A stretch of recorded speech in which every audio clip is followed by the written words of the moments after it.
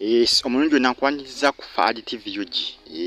Nabatanzi Akoledde GOTV Akalango. Kasinaba kweyongera mu maaso okutegeeza details ezikwatagana ku Kalango ka Nabatanzi Akoledde GOTV. Njagala nkutegeeze mukwano nti tulina YouTube channel mpya bagiyita KRTV Uganda nawo so ginonyaako mukwano. Noteekawo ebintu bikwatagana ku aromatic era nataddeyo bazadde ba Florence Nampija nabataddeyo gye bali KRTV Uganda nawo mukwano. Tukomeye wano ku Kabadde TV yugi. Ngenda basaba mukwano mu subscribe ku channel yaffe eno ya Kabadde TV yugi. Subscribe on our YouTube channel Kabadde TV yugi. Mukwano Nabatanzi ne Chiko Akoledde GOTV Akalango.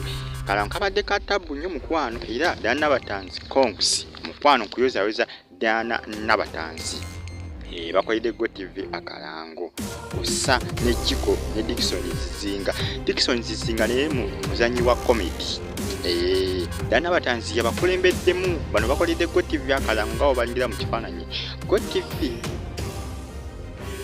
GOTV Akalango keba Nabatanzi Akoledde GOTV kabadde kalango kalungi nnyo era nga kalango kano kabadde kakwatagana ku kipya GOTV kyerese. GOTV ne kipya kyerese ekiyise GOTV Super. Yongeddeko emikutu 6 ku platform yaabwe ya GOTV.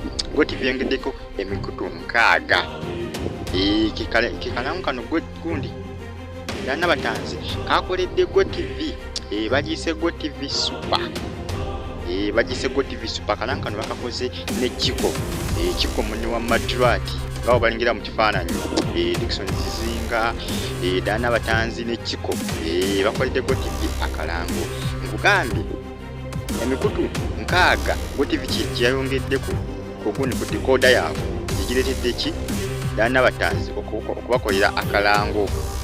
Era nga Nabatanzi yegasse ku multi choice. Jukira multi choice yetambuza GOTV multi choice.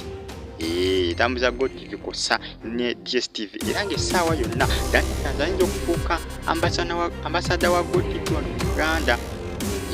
Ayinza okufuuka ambasada wa GOTV ndowooza muwulira. Era yegasse ku multi choice. Multi choice yekwasaganya GOTV DSTV. Ndowooza zombi ezikwasaganya multi choice yekwasaganya GOTV. Era nga Nabatanzi yalifuuka ambasada wa GOTV wano mu Uganda. Nabatanzi mukwano nkuyozaayoza mukwano. Nabatanzi Congz congratulations. Akoledde GOTV Akalango kalungi nnyo mukwano mujja kuba mukalaba. Jjukira GOTV obulango bwayo etera buyisa ku mikutu gya TV. Etera ku mikutu gya TV. Mukwano ojja kuba okalaba essaawa yonna kalango kalungi nnyo. Bakakolidde ku multi choice Chiko Nabatanzi kossa ne Dickson Zizinga. Dickson Zizinga ono atamumanyi yaliko omukozi wa Bukedde TV ng'akola ku Bukedde TV alina program gy'aweza gye bali bayita baasi. Mini buzz bali bagita mini buzz kyogereko. Dickson Zizinga yagiwezanga ku Bukedde TV era ng'essaawa eno beegasse wamu ne Nabatanzi kossa ne Chiko ne bakolera GOTV Akalango akabadde ak'omutawaana ennyo okuzama. Era bagamba nti multi choice muyinza n'okwegatta ku aromatic entertainment ne beegatta wamu mbu. Nabatanzi kossa ne multi choice kossa ne aromatic entertainment. Jukira Nabatanzi mukyala Nabatanzi ava mu aromatic entertainment. Mwana mwalo nga bw'omulengera mu kifaananyi.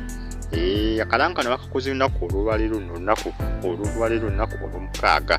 Bakakoledde wali ku multi choice. Luvannyuma lwa GOTV okuleeta ekipya kyetuumye GOTV Super. Yongeddeko emikutu 6 mipya bagyongedde ku GOTV. Jukira GOTV ne bbeeyi baagisaze era kati essaawa eno ya $5,150. Binawamu n'eki byonna owamu ne antena. Bbeeyi baagisaze. Babigasse wamu. Jukira ye mabegako decoder yungayo yokka. Decoder yungayo ya $2,250. Kati bayongeddeko antena ye $5,500. Engeri gye bakikozeemu. Nkwanda Nabatanzi munnaye abakoledde akalango mukalinde kalango kalungi nnyo. toisobola kayisa mu maaso kalango ka mutawaana nnyo ekitagambika akabakoledde bambi ddala Nabatanzi muzanyi wa romantic entertainment bambi mwana muwala ono engeri gyakolamu ebintu bye ngeri yanjawulo nnyo yanjawulo nnyo mukwano. Ngenda kusaba osubscribing ku channel yaffe ne yaffe ADTV uji mukwano ngegamole gembali yagalo batuusaako ddala Nabatanzi Akoledde GOTV Akalango. Era Akalango ka GOTV naku zino wadde buyitaayita bwaweddeko wabula kagenda okutandika okuyitaayita ku TV kadaana Nabatanzi kossa ne Chiko ne Dickson Zizinga.